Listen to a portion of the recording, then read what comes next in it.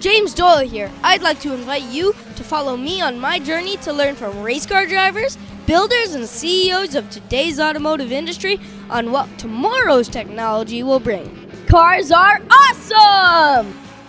Hey, James Doyle here. We're at Canadian Tire Motorsport Park, and I'm here with my buddy who actually helped me get started, Daniel and Morad. So how are you, Daniel? I am good, and it's nice to see you. It's been like, you know what, we're going to handshake. We're going to high five. It's been like, what, this is 3-4 years later? Yeah. And your hair has gotten nicer. I mean, it was beautiful before. And I do like your jacket. I'm a huge Jeff Gordon fan. So you kind of look like Rodney Sandstorm at the moment. You know who that is? Yes, actually. Someone told me about him today. Yeah, you're like Rodney's kid. So tell us about what you got in your qualifying round for the race, because I'm actually very excited to see you race, and I'm just excited for that. Yeah, well, on the Pirelli World Challenge weekends, we have 2 races. So in the actual time trial qualifying, I qualified on pole in the wet, and so I started on pole for race 1. It was a wet track to start, and I managed to open up a gap from pole all the way to the checkered flag, up to 18 seconds at one point. But because some cars pitted for slick tires as the track dried up, your qualifying for race 2 is based on your fastest lap for race 1. Yes. So because I had rain tires, I wasn't able to set a fast time for race 2, but I did win the race. So a lot of the cars that were further back in the pack said there's no risk to pit. They took on slick tires, put a good lap on the board. So the grid's a bit mixed up right now. So I start 6th. That's still not too bad. So tell me about the actual car and switching from Porsche to Mercedes. Yeah, I've been with Porsche, driving a Porsche for the last few years, since 2015. So I drove in the Porsche GT3 Cup, which is where we first met. Yeah. And then I graduated up to the IMSA WeatherTech Sports Car Championship in the 911 GT3R, and I won the Rolex 24 at Daytona. So you haven't spoken to me since I won that race. And after that, I got an opportunity to drive this car, this Mercedes AMG GT3. Yes. So I did partial year in this Mercedes, as well as my full-time commitment to the Porsche last year. Yeah. And now this year it's full-time in the AMG. So tell me about winning the 24 Daytona Rolex, because I actually was watching, and I watched a video of you winning it right at the finish, and it was really insane. I was just stunned. Yeah, so it was really good. So tell us about that. There were 2 cars pretty much at the end. We won by 0.2 of a second, which is, I mean, nearly.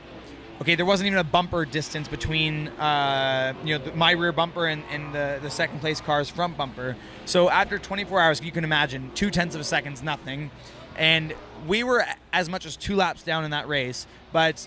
Thanks to good strategy and us really pushing hard. It was myself, Michael Christensen, Michael De Quesada, Jesse Lazar, and Carlos De Quesada. Five drivers. We all pushed really hard, and especially for me, I had a lot of the night driving in the rain because the rain is kind of my specialty. So they put me in there. I made back 2 laps and got us to the lead throughout the night.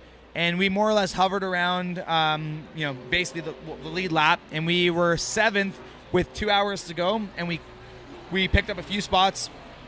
By the last pit stop, we were 2nd, and we overtook the leading car in the pit stop with 50 minutes to go in the 24-hour race.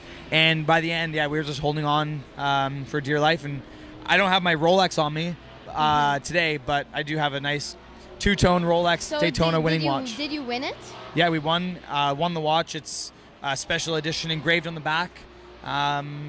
Just really special piece. Really cool. So just tell us about how, you did so good in qualifying, and coming 6th is still amazing. So are you convinced that you're definitely going to get top 3 onto the podium? I'm never convinced until the checkered flag drops, but the one thing I can promise is that I'm going to try my best. And it's not always about results. That's for everything in life. Yes. It's always about the performance, how you get to where you want to be. You can be executing everything perfectly, but sometimes the results aren't there. So it's always important to analyze what you do individually. Based on your performance.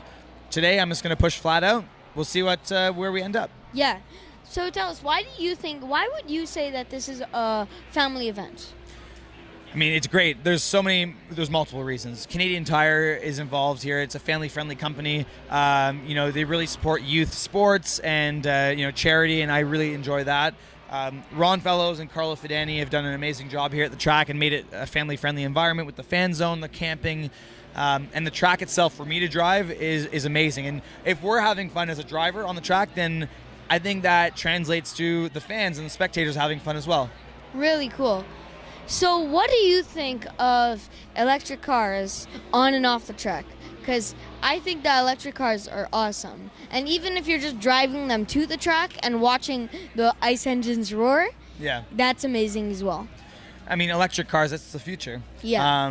I think there's, maybe for my generation, I still might have more combustion engine, especially in racing, but you can see Formula E. Yeah. There's some electric racing now coming into play, and it's actually picking up quite well in popularity. A lot of celebrities are involved in that and really supporting electric energy. And I think it's a more sustainable energy, but I mean, what do I know? I just drive race cars for a living. Mm-hmm. I don't care. I mean, whatever ride I get, I'm enjoying it. If I can race and have competition, then that's all I can ever ask for. So, Daniel, what do you think of the Formula One Project One Mercedes? Because I think that's an amazing car. I think it's amazing too, and I really hope they can give me one, but I don't think that's going to happen, even if I beg really, really hard. Yeah. It is a cool car. It's got over 1,000 horsepower, way more than you can ever use on the road.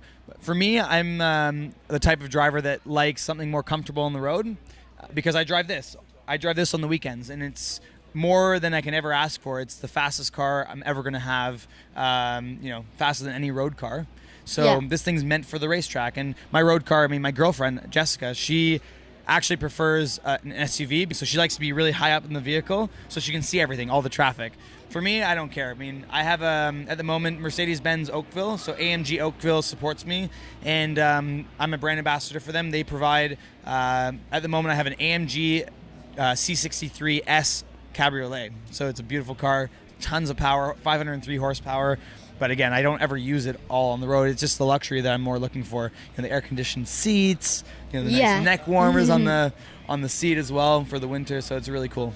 Really good. So I'm excited to see you on Formula One, and that's definitely going to come up because I think it's going to be awesome to see you destroying everybody else. I mean, maybe one day, you never know, I could be fighting against Lewis Hamilton, but I mean, I need to win some more races for sure. Amazing. So I want to thank you so much, Daniel, for this time telling me about this car and about yourself. So I want to thank you very much. Well, thank you, and nice to speak to you again. Maybe we'll do this in another 3 years, or maybe next year. Yeah. Or next week.